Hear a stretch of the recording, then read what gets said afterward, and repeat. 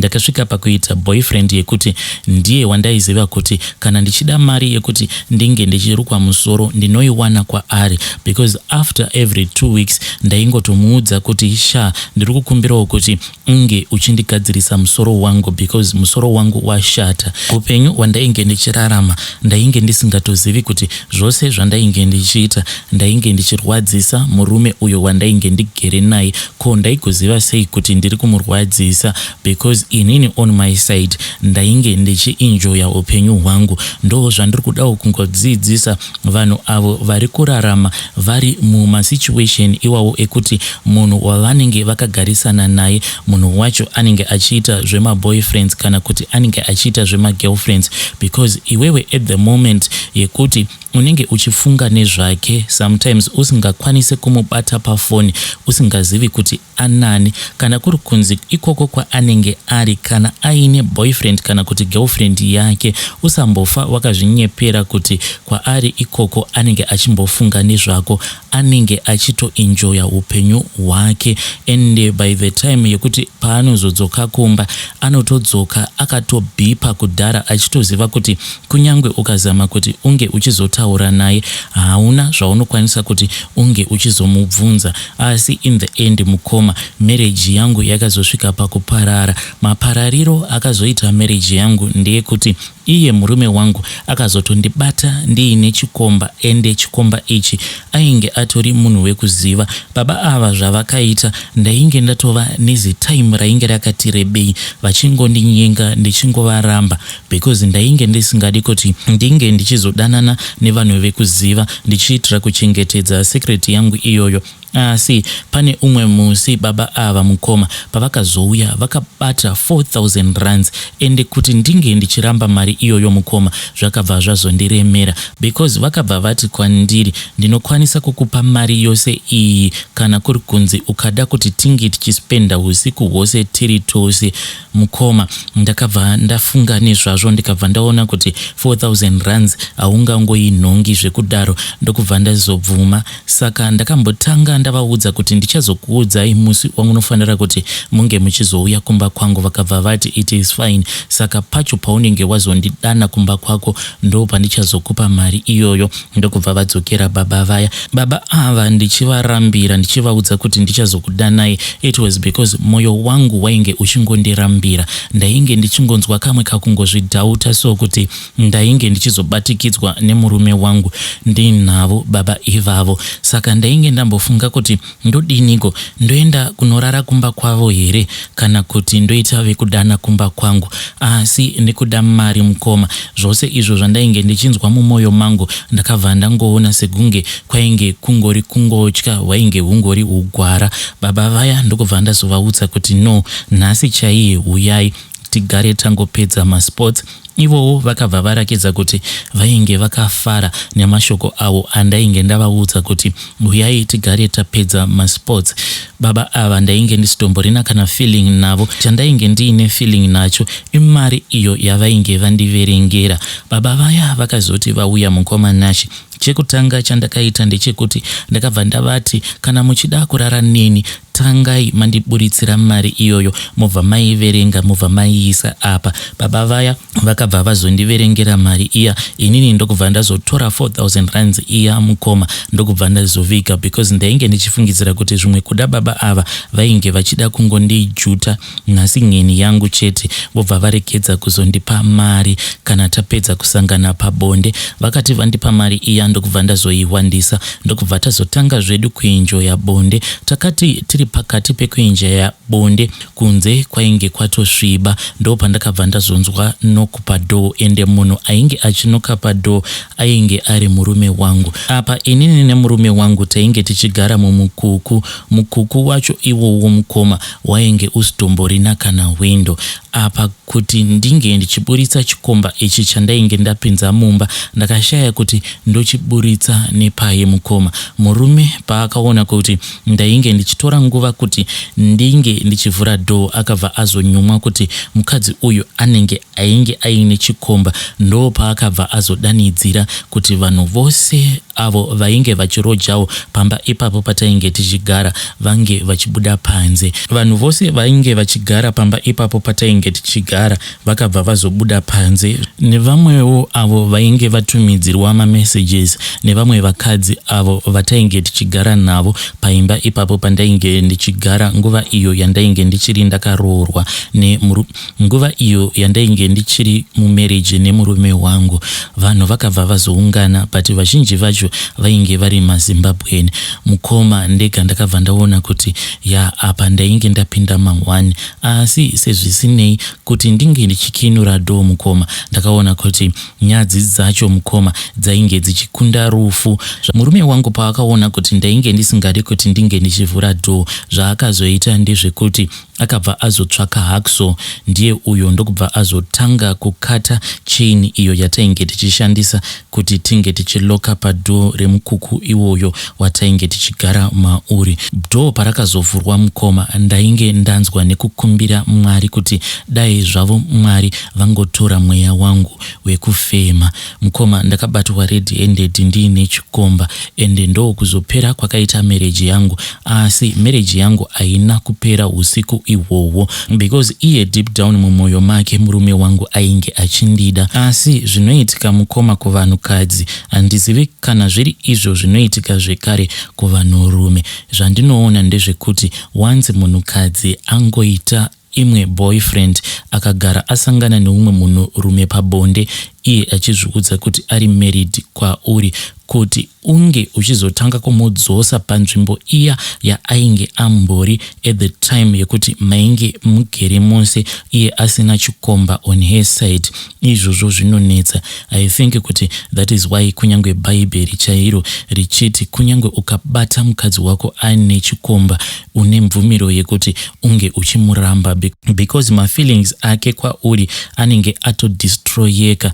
Kunyange murume wangu akazozviudza kuti aikwanisa kuti inini naye tinge tichiramba tichingoenderera mberi nemarriage yake, chaainge ava kusaziva ndechekuti pose paaiuya pamusoro pangu ndainge ndava kungoramba ndichingomukompea nezvikomba zvose izvo zvandainge ndakadanana nazvo. Saka kuti marriage yedu inge ichizogadzirisika mukoma yainge yava kunetsa. Ende ndakati ndazviudza kuti I do not want to cheat on my husband anymore, but tainge tava kungoti kana tikazongotukana so iye aibva azongoramba ongondirangaridza kuti iwewe wakandihurira. Saka each and every time paaindirangaridza kuti ndakakubata nechikomba, izvi zvakabva zvazongoramba zvongoputsa rudo urwo rwandainge ndichizama kuti ndinge ndichidiridzira. Saka ndainge ndava munhu wekuti ndainge ndava kungorarama ndiine that guilty feeling yekuti ndiri hure ndakahurira murume wangu. Saka sometimes ndaiti paya patinenge tava kuda kunosika bonde, kana ndikatanga kurangarira mashoko awo ainge akambondiudza ekuti iwewe wakandihurira ndakakubata nechikomba, this was after tavimbisana kuti hongu ndainge ndakamutadzira, but ataifanira kuti tirambe tichingodzokera in the past. Saka the more yaaiti kana atsamwa obva azodzokera in the past, the more yaakazongoramba ongoputsa mwoyo wangu. Ende mukoma ndakabva ndazongodzokera pazviito zvangu zviya zvekuti ndinge ndichiita maboyfriends, but this time around ndakabva ndazozviudza kuti kana ndava kuchiita maboyfriends I have to make sure kuti I do it in secret. Ende mukoma ndakazotosvika pakubuda mumarriage iyoyo ndichitondopinda mune imwe marriage. Izvi mukoma zvakanditorera about 3 months ndichidanana nemurume uyo wandakazopinda naye in the second marriage, murume wangu asingatombozvizivi kuti ndo zvandainge ndaronga, because ndakangoti umwe musi so ndainge ndapfimbwa neumwe murume uyowo wandainge ndakafarira, but semunhu wekuti ndainge ndazama kuti ndinge ndichichinja upenyu hwangu ndainge ndakazviudza kuti I do not want to cheat on my husband anymore. Asi semunhu wekuti ainge achingorarama ari munhu wekuti ainge achingotukirwa kuti ndakakumbokubata uine chikomba, ndakabva ndangoti baba ava vandipfimba, regedzai ndinge ndichingovapawo nhamba dzangu sezvo ndisingazivi kuti marriage yangu ichazosvika kupi. Saka baba vaya mushure mekunge ndavapa mafone numbers angu, ivo vainge vachingotaura neni but ndisingavapinduri. Ndaiti kana vakataura neni ndongovhura mamessages avo ndobva ndadelita. Saka ndakazotanga kuona kuti awa mashoko awo andairamba ndichingoudzwa nemurume wangu ekuti ndakakubata nechikomba, how can I trust you? Ndikabva ndati saka murume wangu kana iye achizviona kuti haakwanisi kuramba achingonditrusta nekuda kwekuti ndakapinza chikomba mumba, mushure mekunge ndapinza chikomba mumba ndokubva azondibata. Saka ndiri kutsvireiko kana iyo tea yacho isina shuga? Apawo ukuwo hama dzemurume wangu dzainge dzakaziviswa, dzainge dzisina kuziviswa nemurume wangu because iye murume ainge akati kuti ndinge ndichizivisa hama dzangu kuti iwewe ndakakubata nechikomba zvinobva zvazoafekta marriage yangu, sezvo ainge asarudza kuda kundiregerera. Asi vamwewo vavakidzani avo vainge vaine grudge rangu, pane umwe mukadzi akabva azozivisa vatete hanzvadzi yemurume wangu kuti murume wangu ainge akandibata nechikomba. Saka hama dzemurume wangu dzainge dzakandimaka dzichifungidzira kuti zvimwe kuda ndainge ndakadyisa hama yavo. Asi kwete mukoma, murume wangu uyo wandainge ndakawanana naye mufirst marriage yangu ndainge ndisina kana kumbogara ndakamudyisa anything, asi munhu wekuti ainge achingodawo mukadzi wake. Saka izvozvo vanhu vazhinji vainge vasina kukwanisa kuzvinzwisisa kuti ko iye kana akabata mukadzi wake red handed,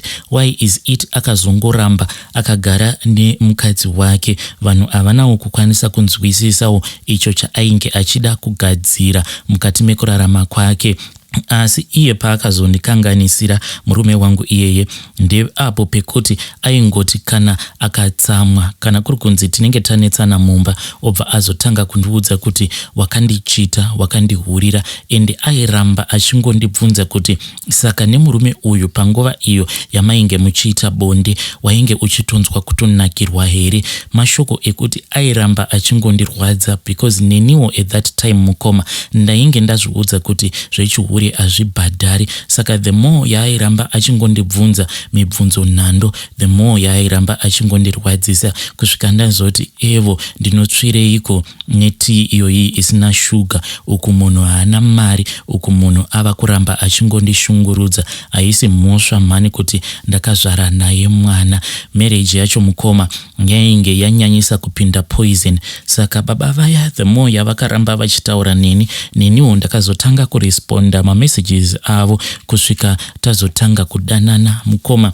Takarovera bhora pasi, murume wangu asingatombozvizivi for 3 good months, tichitodanana tichitosangana. Dzamara one day murume ainge atobuda aenda kubasa, inini ndainge ndakatomukumbira mari, ndikabva ndamuudza kuti ndainge ndichidawo mari yekuti ndinge ndichiita 1 2 3. Ndokubva ndazoshandisa mari iya kuti ndinge ndichitsvaka motikari, ndikabva ndarongedza twangu twose, ndikabva ndazoenda zvangu kunogara nemurume uya.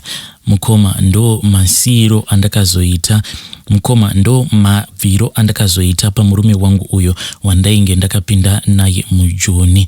Ndikabva ndazopinda mumarriage yangu yechinumber 2, asi unfortunately marriage yangu yechinumber 2 haina kuzolasta nekudawo kwezvimwe zvikonzero. So I hope kuti confession yangu iyi mukoma ichabatsirawo avo vekuti vanenge vakauyawo kuno kuSouth Africa as a married couple, kana kuti avo vakasangana muno muSouth Africa ndokubva vazosarudza kuti vanoda kuti vange vachizogarisana semurume nemukadzi. South Africa hameno zvaingori so, once wapanduka unenge watopanduka kuita mhuka chaiyo.